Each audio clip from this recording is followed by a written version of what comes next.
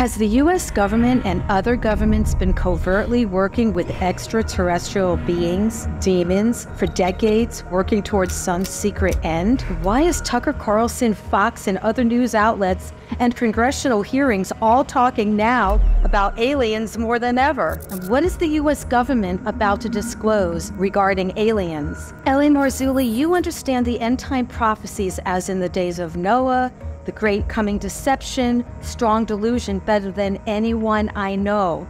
And as you are an author and researcher and you've done award-winning documentaries regarding the UFO phenomena, I want to read you some headlines that I just saw today. Okay, this is one of the headlines says, UFO obsessed, check out sightings in Sun Valley in Idaho. Next headlines, just today, CNN, U.S. is receiving dozens of UFO reports a month, senior Pentagon official tells CNN. And another one today, mysteries, well, this one is from a few weeks ago, but it's still important. Mysteries in the sky, hundreds in Maryland report UFO sightings as Congress, NASA investigate, pushing for transparency. Okay, what in the world is going on? I think this, the whole UFO phenomena inexorably ties in with end-time prophecy. This will, and I'm giving you the very last rung on the ladder first, because when they really show up, when a mile-wide craft sits there like this, just sits there over Washington or Beirut or wherever, everything, the game changes instantly.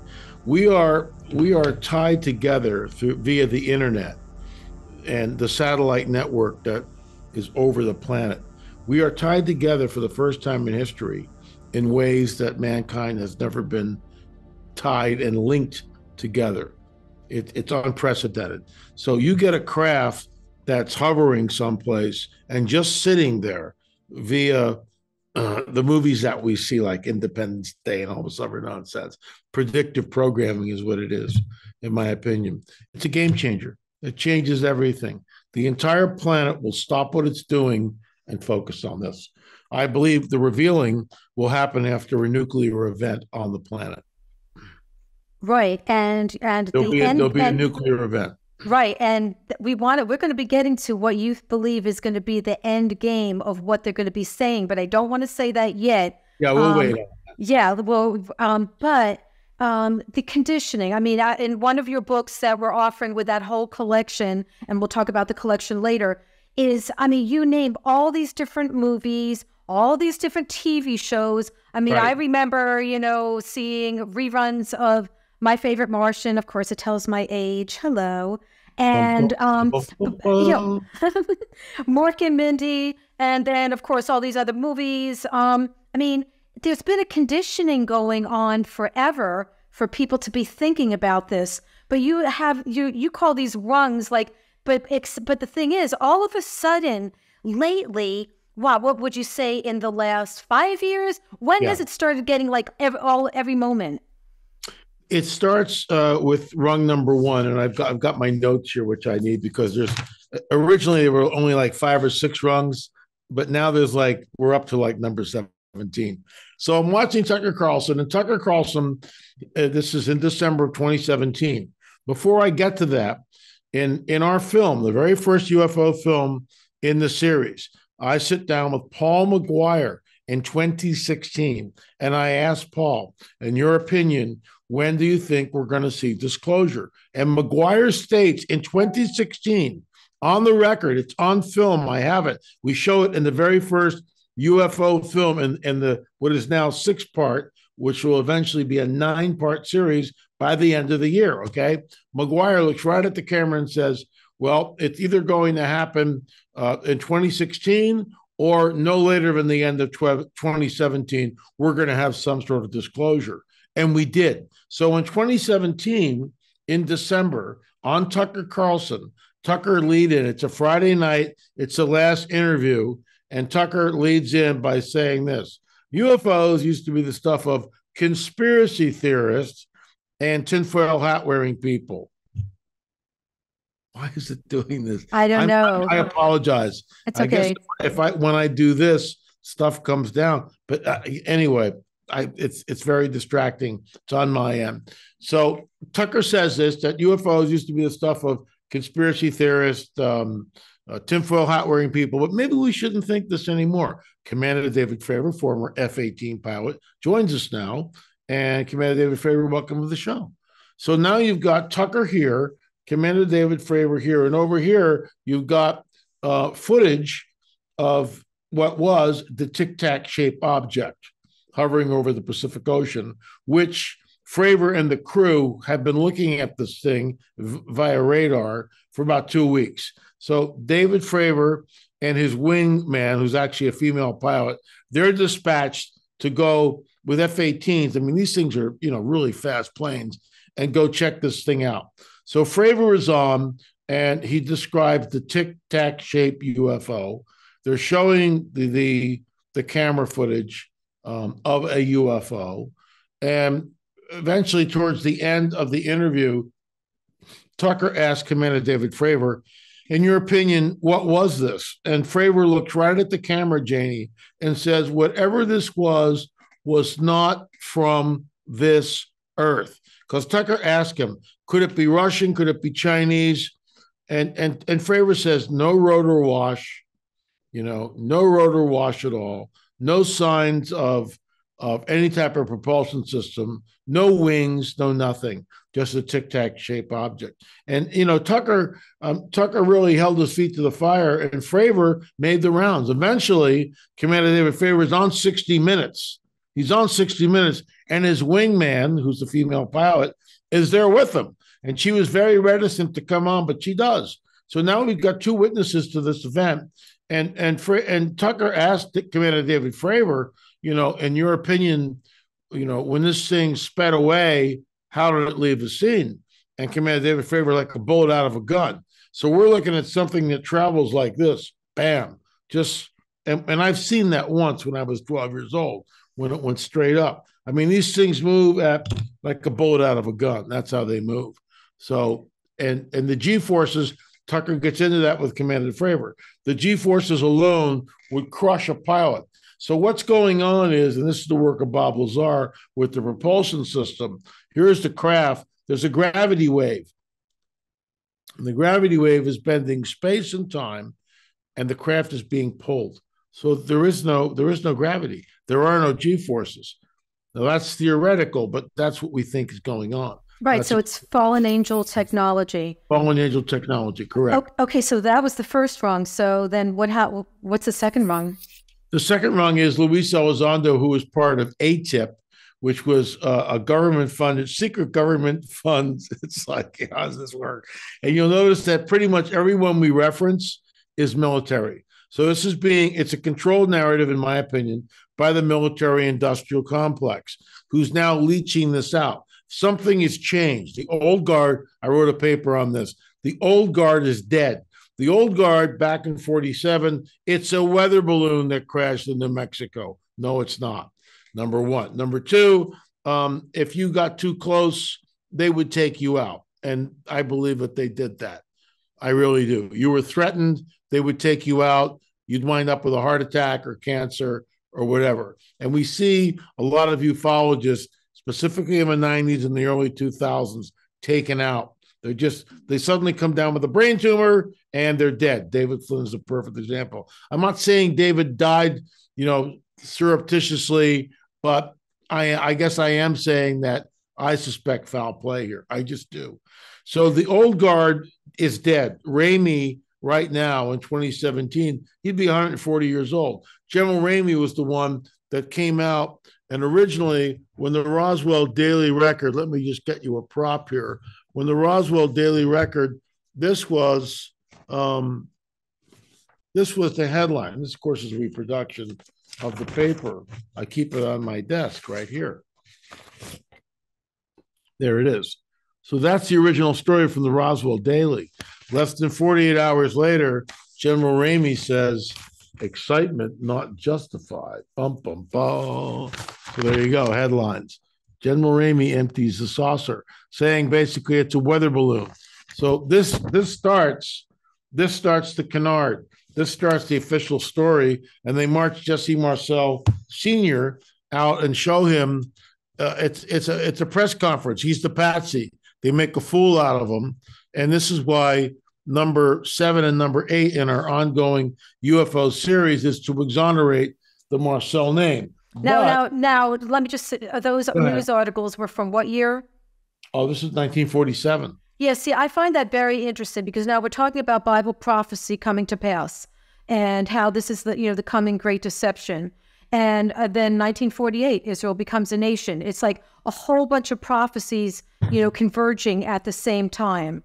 So I don't think that's, coincidence of time-wise. And I also think it was very interesting that it was after World War II and the Nazis and whatever fallen angel technology they had. But yet they wanted people to know this, but yet they didn't want them to know too much because it sounds like some governments have been working with the fallen angels with this, but yet they didn't really want the full disclosure until now. But and there has to be a reason for that, and we'll get to that. But so continue with the different rungs. Okay, so Luis Elizondo was head of ATIP, Advanced Aeronautical Threat Identification Program. That's what the anagram stands for. Advanced Aeronautical Threat Identification Program, ATIP. So Luis Elizondo is on Tucker Carlson once again, and Tucker asked him, well, has the United States government retrieved metal from crashed UFOs? And Elizondo kind of does a good job of faking it, in my opinion. But basically, the short answer is yes.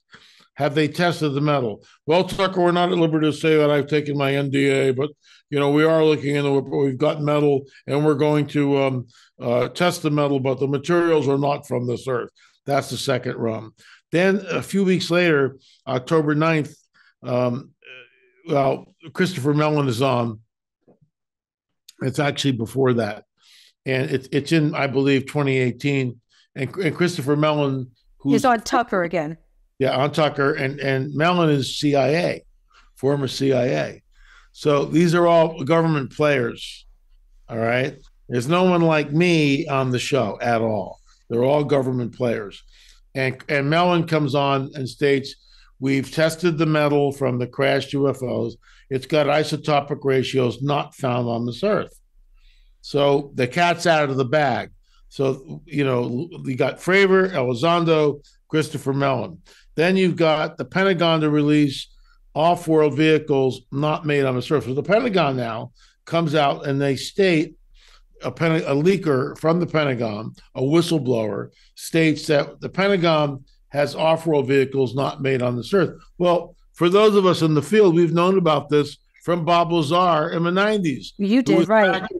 Back engineering a propulsion system. For those of us, we knew that the Army had a crashed UFO. We knew that. Something crashed in the New Mexico desert. There's no doubt in my mind that that's what happened.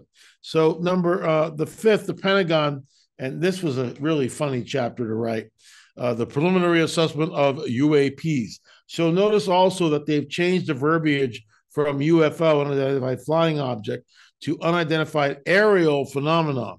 So now it's okay to talk about it, folks, because we, your overseers, your lords, genuflect now, please, have identified them as UAPs, not UFOs. Suddenly it's okay.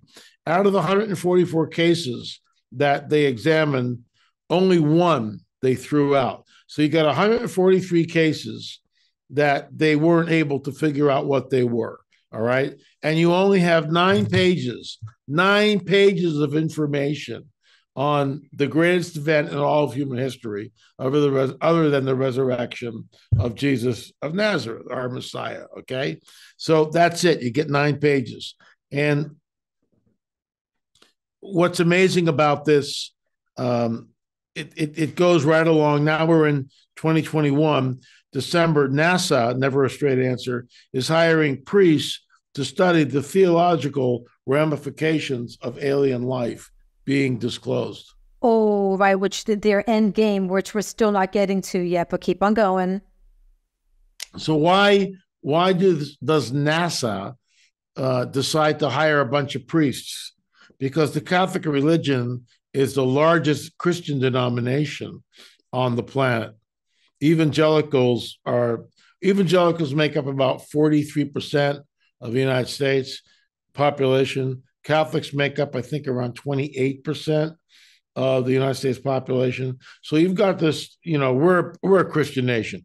I know President Obama stood up and stated that, America is no longer a Christian nation.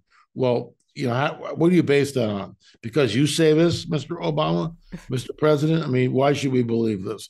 Well, we still are one of the largest Christian nations, and we still are a Christian nation. Look who we just elected for Speaker of the House, and look what he did. He knelt in front of the speaker chair and prayed. So, you can say what you want, but it's a Christian nation, okay? But why are the Catholics involved in this then? Well, the Catholics are involved in it because the Catholics, first of all, are amillennial. So they don't believe in prophecy the way we do. They don't believe in a literal return of Jesus dwelling here for 1,000 years. They believe that the church has inherited all the blessings of Israel, that Israel has forfeited all of its blessings. It's called replacement theology is what it's called. And it's a damnable heresy, in my opinion. Yeah, I agree with you. And there's a bunch of churches that believe that too. Which is, and folks, if you're in an amillennial church, you'll never hear any of this, guaranteed.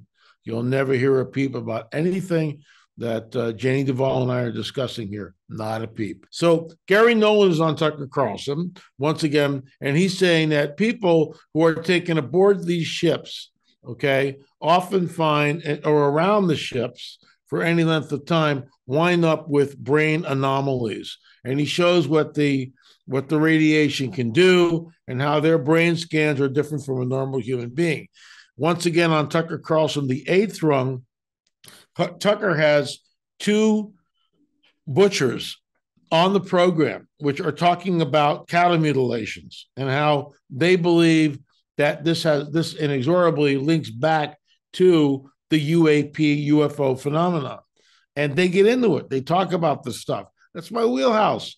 That's number 6 in our UFO film series. Right. And that special offer that you're making available Correct. for my subscribers, which we'll show you right here, and the link is in the description. But yeah, keep on going. So number 9 is the House Intelligence Subcommittee. They all had the first congressional hearing on UFOs in 50 years. And this is where it gets really interesting, because now your government, not only Marzulli, is telling us that the phenomenon is real, burgeoning, and not going away. Right. But they are doing this disclosure because there still is an end game. I mean, they're doing this on purpose for a certain reason, which you're going to get to. Yeah. I mean, there's no doubt about it. I got to shift notes. So then we get alien abductions with Abby Hornacek, who's a very attractive female reporter on Fox News. What does she know about abductions? Well, she starts way back in the 50s with Betty and Barney Hill. Well, okay, I get it. You got to start somewhere, but that's old news. In our UFO series, we sit down with 4 people who all of them have been taken. 2 women, 2 men. 3 of them were taken at a very early age, 5 and 6 years old. So you have Karen, who's the tent pole. Everything, she's the tent pole. She's holding up the tent. She's holding up the film. She was abducted at 5 and 6 years old. She was impregnated by them 3 different times. They came and took the child, or the hybrid entity, at the end of the 3rd month. We know it's true. It's all there. Emil Jort, he was taken at 5 or 6 constantly. They would find him out in the front lawn or the backyard next to the swimming pool at 6 o'clock in the morning. How did you get out of your room? And they wouldn't believe what was going on. So they put locks on the windows and the doors. They'd find him out on the lawn. Some kind of a Houdini. He was taken, he was implanted. We removed the implant in our Watcher series. We are the only Christian ministry, only Christian team of researchers ever to actually remove an implant. There's a guy that's running around making the circuit. He had a film out a while back ago. I won't mention his name, but he's trying to tell us that these implants aren't real. Well, they are real, sir. I beg to differ with you. Why should we believe what you say? rather than here's the physical evidence on film, here's the protocols of X-rays and CAT scans and ultrasounds. Excuse me, this we're not making this up. And there's no entrance wound where the implant was inserted into this guy's leg, and it vanished. We couldn't find it for an hour and a half until one prayer. Holy Spirit told me to pray, and then all of a sudden the implant comes from the back of a screen like this, and everybody goes, "What's that?" That's the implant. And then we removed it, and then we went to SEAL Lab and tested it. So until this gentleman can prove otherwise, it's a straw man argument. Why should we believe you? Because you say so, where I actually have done the actual research, and it's scientific. I'm not making this stuff up. So, but I'd like you to go into more of the rungs, and you know what? Why don't you say what their end game is? Because you said you believe that we're going to have a nuclear thing that's event, and then what? So tell me about that. What you think the end game is, and then I want to go into a few more of the rungs, and even very recent. So this is conjecture on my part, but it's based on 43 years of walking with the Lord, and it's based on decades of research. So the biblical narrative states this, that when Jesus takes the demons out of the man of the tombs, and who are you? We are legion, we are many. We all know the story. But there's this little enigmatic scripture, enigmatic exchange that's there that we often overlook, because the demons look at Jesus and go, Jesus of Nazareth, Jesus of Nazareth, what have you to do with us before the time? What does that mean? Before what time? They know that this isn't the time of their entombment into the abyss. They know that. How do they know that? How can they say to him, have you come to torment us before the time? How can they make a statement like that? When Satan is cast down to earth, when Michael and his angels fight with the dragon Satan, and Satan is cast down to earth, woe to the inhabitants of earth, because the devil, your adversary, is cast down to earth, and he knows his time is short. How does he know his time is short?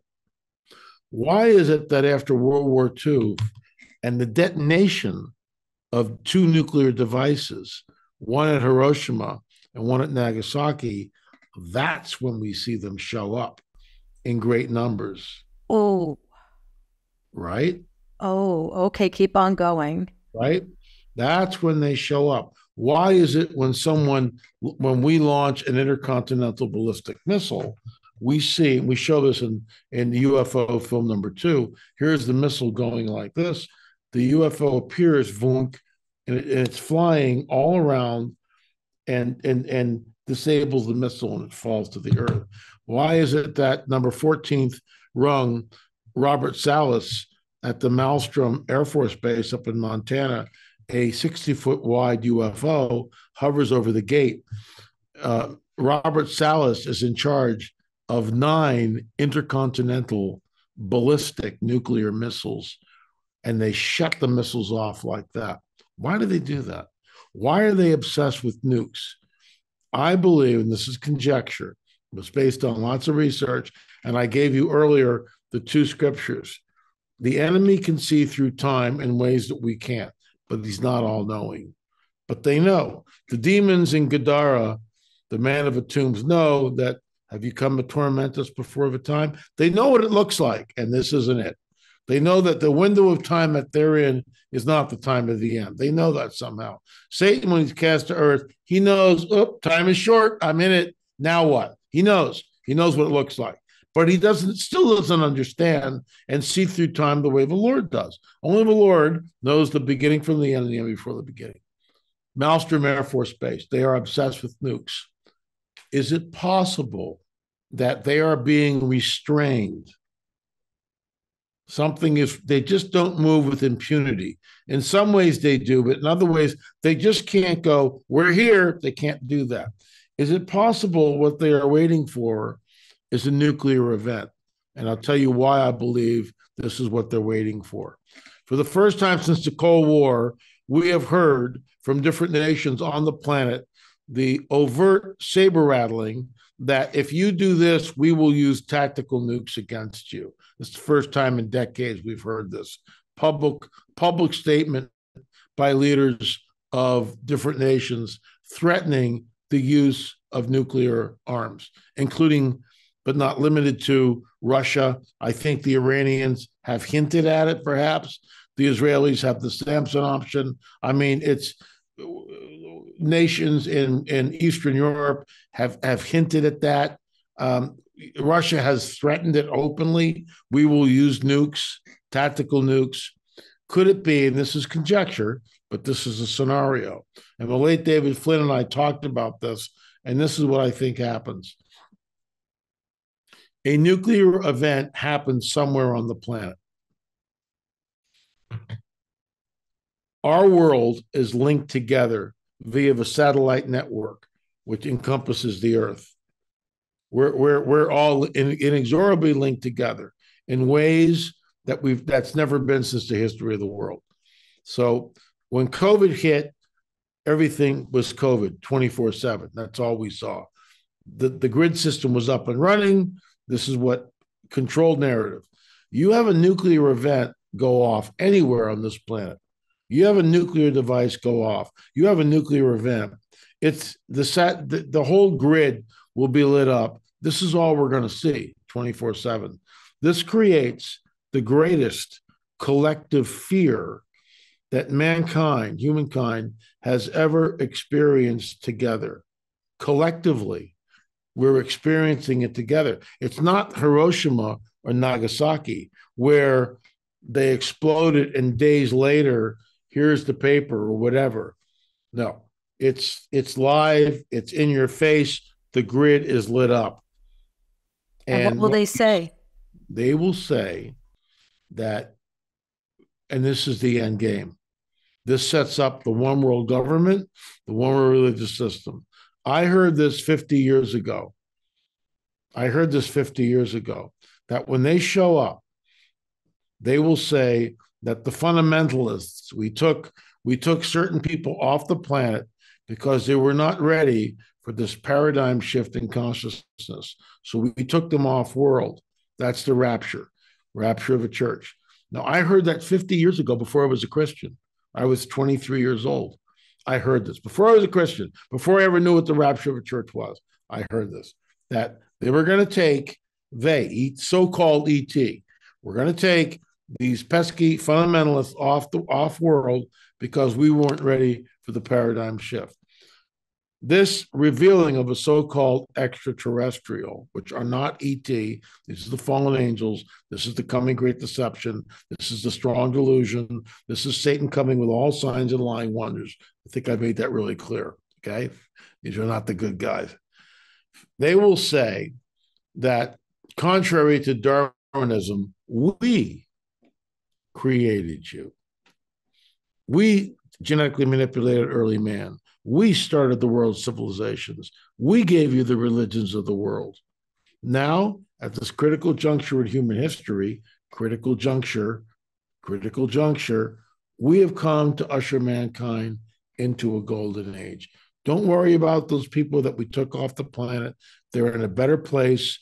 They're going to evolve spiritually as they reincarnate and grow, and we'll bring them back at some point in the future when they're ready to be part of the Galactic Federation. In the meantime, we need to stop and create this one world government, one world religious system. And by the way, we've chosen this man to help lead it. Yeah, I can absolutely see that. And as you, in your words, you said that they would say, we're the ones that seeded the people on Earth. Right, which explains the Darwinian paradigm. Right, which will have people not believing in Jesus at all. I mean, because I still believe even after the rapture, people would have said, well, you know what, my wife used to believe this, right. But that they're going to try to explain it away. Yes, they will. Okay, I want to go now to one of the recent ones, and you had sent this to me of a congressional meeting, a congressional hearing, and I want everyone to take a look at this now? If you believe we have crashed craft, stated earlier, do we have the bodies of the pilots who piloted this craft?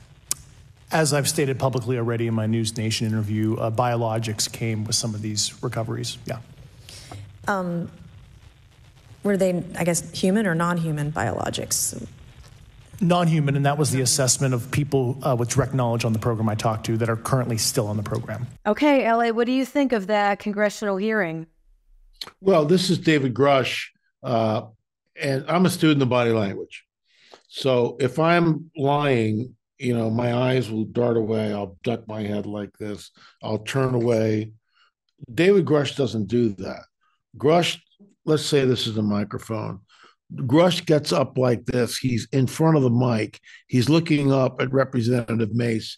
He is earnest. He is telling the truth as he sees it, as he knows it, as he believes it.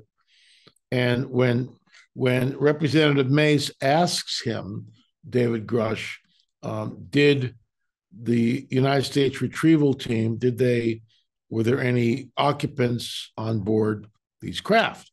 And David Grush goes, yes, there were biologics that were retrieved. And she sort of giggles. She's so cute. And she goes, she's a cutie. And she goes, well, were they human or non-human? And Grush goes, non-human. And she's taken aback by this. This is an unprecedented statement. Now, I've known about this because we have the test, and it's in our series on UFOs. We have a husband and wife team, and they sat down with this Colonel Hill, who was flown in 1947 Roswell crash. Colonel Hill was OSS, which is the forerunner of the CIA. And it was a deathbed confession. He died a month after he told Robert and Carolyn Rankin what his testimony was. So it's a secondhand testimony because Hill's dead, but they're telling me, and I believe every word that they said, because, as a student of body language, Carolyn's telling the truth. And he was flown into Roswell. Colonel Hill was flown into Roswell within 48 hours after the crash. Two of the bodies were there. One alien, which is not an alien, these are avatars, to house, and this is a 3-hour conversation. He tried to communicate with it, but couldn't. And everything was then flown to Wright-Patterson Field. We also show this in our Roswell film, which is not yet released, where General Ramey is holding a telegram in his hands. Now, it looks kind of like this. He's holding a telegram like this, okay? And he's 20 feet from the camera. So it's way back. I better be careful. I don't want to fall. It's way back like this. So, in 1947, they don't have the software that can go in and look at things. Well, David Rudiak did this. He took that, and there are certain words: retrieve bodies, disc, flown to Wright Field. It's all there in the telegram. Retrieve bodies, disc. The stuff is being moved over to Wright-Pat. And that to me is like a smoking gun. And we show this in the film. We show this in number 7, which is not yet released. So this is the coming great deception. This will change everything and change it instantaneously.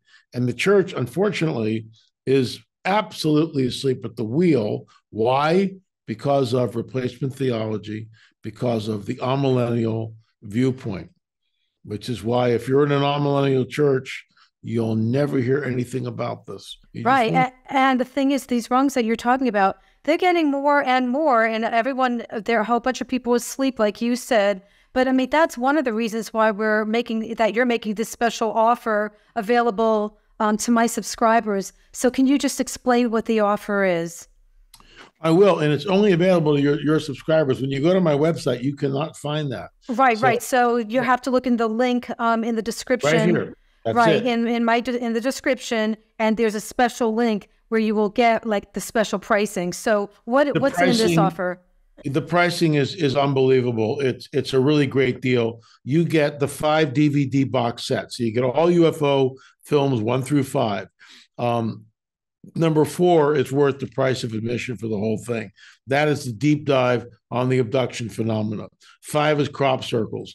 2, I sit down with 2 renowned UFO experts. Number 3 is further evidence. You get this book, Further Evidence of UFOs. It's got lots and lots of pictures in it, full color pictures. It's investigative journalism. Like, here's the Dr. Jesse Marcel Jr. interview right before he passed away. And there it is, written right out. You can read it for yourself. So I'm actually sitting down with people and talking to them. You get this book, 6 DVDs, plus you get the UFO Disclosure book, which, as you mentioned earlier, in the very beginning of the book, we show what I would call predictive programming, all the films, all the TV shows talking about this advanced technology, talking about UFOs and these entities, everything from Star Wars to Star Trek. And so it's predictive programming. I know, and I couldn't believe it. When I looked at that book, I was like, oh my gosh, there's not, because I'm not watching that many movies, and I'm like, oh, right. Look at how many that they're like trying to program into people's minds. Yeah, it's hundreds. It's hundreds. I think there's like 20 pages of films and TV. So this is big time. They've done this deliberately, in my opinion. When they show up, everything changes. So there is the special is there. It's only available to your subscribers. Thank you. And we're doing this for a variety of reasons, but we're trying to get the word out. We're really trying to get the word out. This is the coming great deception. Right. And it's getting bigger and bigger. It's getting more in your face than ever before, and you've got to be equipped. Absolutely. So, and these films and books will equip your folks, and that's what we're trying to do. Now, thank you, LA. And I just want to, some people, when they're listening to some of this stuff, like when they hear abductions, fear starts entering. What would you say into them? But, to me, I'm saved. I'm born again. I've given my life to Jesus. I know that he'll never leave me or forsake me. Right. And I have confessed my sins to him. So I'm not afraid. God has not given me the spirit of fear, but a power, love, and a sound mind. What would you say to them?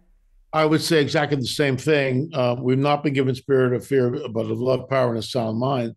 I would say that all we've done is the Lord, for whatever reason, has allowed us to reveal to the church what's going on.